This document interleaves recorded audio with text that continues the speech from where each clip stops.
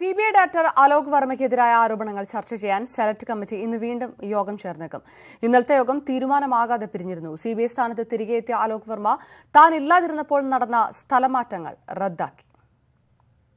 പ്രധാനമന്ത്രി നരേന്ദ്രമോദി, ചീഫ് ജസ്റ്റിസിന്റെ പ്രതിനിധി justice AK Sikri, ലോക്സഭയിലെ ഏറ്റവും വലിയ പ്രതിപക്ഷ കക്ഷിയുടെ നേതാവ് മല്ലികാർജുൻ ഖാർഗെ എന്നിവരാണ് യോഗത്തിൽ പങ്കെടുത്തത്.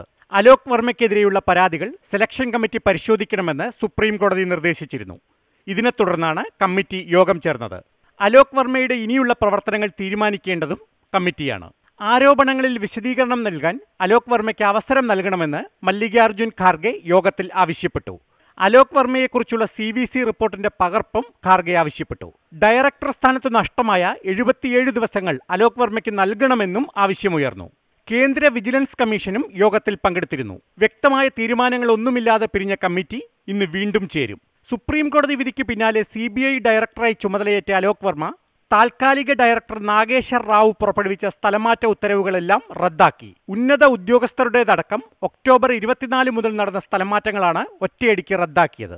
CBI ഡയറക്ടറുടെ ചുമതല ലഭിച്ചെങ്കിലും നയപരമായ തീരുമാനങ്ങൾ എടുക്കുന്നതിൽ നിന്ന് അലോക് വർമ്മയെ സുപ്രീം കോടതി വിലക്കിയിരുന്നു. ഈ മാസം 31 വരെയാണ് അലോക് വർമ്മയുടെ കാലാവധി.